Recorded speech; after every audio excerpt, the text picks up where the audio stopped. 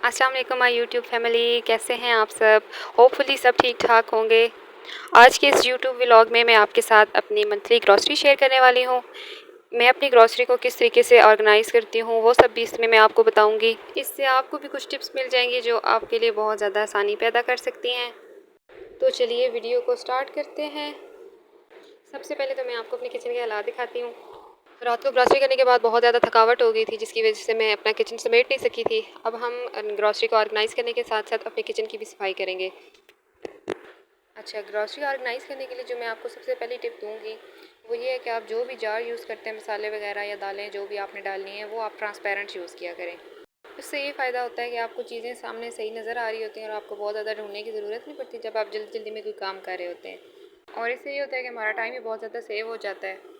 जैसे हमें कोई चीज़ चाहिए और हमें नहीं पता कि वो कौन से जार में, और हम बार बार हर एक जार जो है वो खोल खोल के ढूंढ रहे हैं कि किस में, तो उससे हमारे काफ़ी टाइम जो है ना वो ज़ाया हो जाता है। अगर आपके पास ट्रांसपेरेंट जार नहीं है तो आप फिर इस तरीके से कर सकते हैं कि आप हर जार के ऊपर उस इंग्रेडिएंट का नाम लिख के उसको उसके ऊपर पेस्ट कर दें। इससे भी आपको ये फ़ायदा होगा कि जो चीज़ आपको चाहिए आप फटाफट उसका नाम देखेंगे और वो चीज़ ले लेंगे, तो आपका टाइम बच जाएगा। अब मैंने अपने ग्रॉसरी के लिए जितने भी जार्स हैं ऑलमोस्ट सारे मैंने ट्रांसपेरेंट ही रखे हुए हैं, और उसके साथ साथ मैंने सबके ऊपर नाम भी मेंशन किया हुआ है। इससे मुझे बार बार चीज़ें ढूंढने की ज़रूरत नहीं पड़ती और मेरा काफ़ी टाइम सेव हो जाता है। अच्छा, इन चीज़ों के नाम जो है वो पेस्ट करने के साथ साथ मैंने साथ उनकी जो एक्सपायरी डेट्स होती हैं वो भी मेंशन की हुई होती हैं। जैसे कस्टर्ड हो गया, कॉर्नफ्लोर हो गया, क्योंकि समटाइम्स आप कोई चीज़ बहुत अरसे के बाद यूज़ करते हैं तो फिर आपको कन्फ्यूजन होती है कि शायद इसकी एक्सपायरी डेट है नहीं है, तो इस कन्फ्यूजन से भी बंदा बच जाता है। ज़्यादातर जो चीज़ें हैं वो मैंने जार्स में डाल के रखी हुई होती हैं, क्योंकि जब यूज़ करनी होती है तो उनको निकालना ईजी होता है, बजाय इसके कि हम उनके डब्बे खोलें हैं और उनमें से पैकेट्स निकालें और उसमें से यूज़ करें, तो जो है वो काफ़ी मुश्किल हो जाता है। समटाइम्स हमें जल्दी जल्दी में मसाले ऐड करने होते हैं, इस वजह से मैं इन चीज़ों को पहले से जार में डाल के रख लेती हूँ। अच्छा, इसके अलावा ग्रीन टी के जितने भी आइटम्स हैं ना उनके लिए मैंने एक ही बॉक्स बनाया हुआ है, क्योंकि ग्रीन टी में जितनी भी चीज़ें जाती हैं उनको अलग अलग ढूंढना भी मुझे बहुत मुश्किल लगता है, तो मैंने अपनी आसानी के लिए एक ही बॉक्स में सब कुछ ऐड करके रख लिया ताकि जब भी मैंने कहवा बनाना हो तो मुझे बहुत ज़्यादा आसानी हो। फिर एक बॉक्स जो है वो मैंने जितने भी खड़े मसाले होते हैं जैसे दालचीनी, काली मिर्च वगैरह, उनके लिए मैंने अलग से एक बॉक्स बनाया हुआ है, क्योंकि ये खड़े मसाले जो होते हैं ये भी हम ज़्यादातर कढ़ाई बिरयानी वगैरह के लिए यूज़ करते हैं। आप उसमें जैसे हमने 2-3 लौंग डालने हों, 2-3 मिर्चें डालनी हैं या एक दालचीनी का टुकड़ा डालना है, तो उसके लिए हमें अलग अलग जो डब्बे खोलने पड़ते हैं। उससे ये बेहतर होता है कि हम एक ही बॉक्स रखें और उसमें से जो है जब जितनी भी हमें क्वांटिटी चाहिए हो वो हम एट अ टाइम यूज़ कर सकते हैं, तो इससे भी हमारा टाइम बहुत ज़्यादा सेव हो जाता है। आप देख रहे होंगे तकरीबन हर जो जार है मेरा उसके ऊपर मैंने नेम मेंशन किया हुआ है।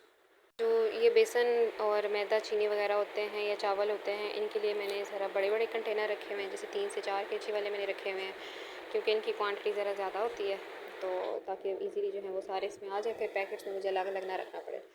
समटाइम्स ये हो जाता है कि चीनी अगर ज़्यादा है और चावल वगैरह जो हैं वो जो मैंने उनका कंटेनर रखा है उसमें से वो बच जाते हैं, तो उसके लिए फिर मैंने जो है एक बड़ी सी बकेट रखी होती है फुल साइज़ की, तो जो भी उसमें आइटम्स बच जाते हैं वो मैं उसमें डाल देती हूँ। फिर जब इन कंटेनर्स में स्पेस बाकी यूज़ होते हैं उसमें स्पेस बन जाती है, तो फिर उसमें से निकाल के मैं वापस इनमें डाल देती हूँ। इससे ये होता है कि किचन ज़रा साफ़ साफ़ रहता है, क्योंकि कुछ लोगों की आदत होती है कि वो जो है छोटे छोटे पैकेट्स में जो चीज़ें बच जाती हैं वो एज़ इट इज़ जो है वो कैबिन्स में रख देते हैं या वैसे किचन में रख देते हैं, तो उसकी वजह से किचन बहुत फैला फैला और गंदा गंदा लगता है। तो बकेट यूज़ करने का ये फ़ायदा होता है कि किचन हमारा साफ़ सुथरा रहता है और जो भी हमारे एक्स्ट्रा पैकेट्स होते हैं जो बच जाते हैं वो मैं उसमें रख देती हूँ।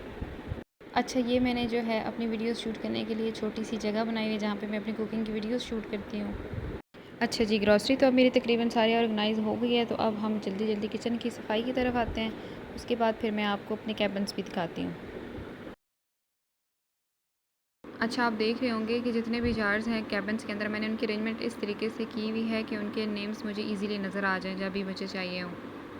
अगर हम इनको बहुत ज़्यादा आगे पीछे करके रख देंगे तो इनके नेम्स हाइड हो जाएंगे। अब ये देखने में तो बहुत छोटी छोटी सी बातें हैं, लेकिन ये जो है टिप्स आपकी किचन में आपके लिए बहुत ज़्यादा आसानी पैदा कर सकती हैं। ख़ासकर वो माएँ जिनके छोटे छोटे से बच्चे हैं उनके लिए तो घर मैनेज करना बहुत ज़्यादा मुश्किल होता है, तो वो अपने लिए जितनी ज़्यादा आसानी कर सकती हैं उतनी ज़्यादा आसानी करके रखा करें, ताकि बच्चों के साथ आपको काम करने में इतनी ज़्यादा मुश्किल ना हो। चलें जी, अब हम आ गए हैं किचन की सफाई की तरफ। तो किचन की सफाई में सबसे पहले तो हम बर्तन वॉश करेंगे। बर्तन वॉश करने के साथ साथ आप कोशिश किया करें कि उसके साथ जो टाइल्स वगैरह लगी होती हैं बेसन के साथ, उनके ऊपर जब हम बर्तन वॉश करते हैं तो वो गंदे छींटे से पड़ जाते हैं, दाग लग जाते हैं, तो उनको भी आप लाजमी साफ़ किया करें, क्योंकि वो दाग बहुत ज़्यादा बुरे लगते हैं।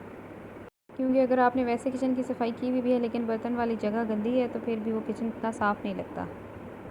यहाँ मैंने भी जो टाइल्स हैं सारी उनको जो बर्तन धोने वाला लेमन मैक्स लिक्विड होता है या जो भी आप यूज़ करते हैं उसी स्पंज के साथ मैंने सारी टाइल्स जो हैं उनको पहले क्लीन किया और उसके ऊपर पानी डाल के उनको वाइपर्स के साथ साफ़ सुथरा कर लिया है। अब मैं जल्दी जल्दी बर्तन वॉश करूँगी क्योंकि मेरे बच्चे अभी तक सो रहे थे, तो मेरी कोशिश थी कि मेरे बच्चों के उठने से पहले पहले मैक्सिमम मैं जितना काम कर सकती हूँ वो मैं कर लूँगी। इसके अलावा मेरी मेड भी आने वाली थी, तो मेरी कोशिश होती है कि मेरी मेड के आने से पहले पहले मैं किचन का जितना भी काम होता है वो ख़त्म कर लिया करूँ, ताकि फिर जो है जब बाकी सफाई हो तो साथ साथ की उससे ना मैं किचन की भी सफाई करवा लूँ। इसके बाद अभी मैंने नाश्ता भी बनाना है क्योंकि नाश्ता जो है वो मैं अपने बेटे के साथ करती हूँ कि मेरा बेटा मेरे बगैर नाश्ता नहीं करता। मेरे हस्बैंड जो हैं वो तो सुबह 8 बजे नाश्ता वगैरह करके चले जाते हैं, तो मैं जो है नाश्ता अपने बेटे के साथ ही करती हूँ। अब मैं जल्दी जल्दी से किचन से फ़ारिग होकर सारी सफाई करके फिर नाश्ता बनाऊँगी जो मैं अपने बेटे के साथ बैठ के करूँगी।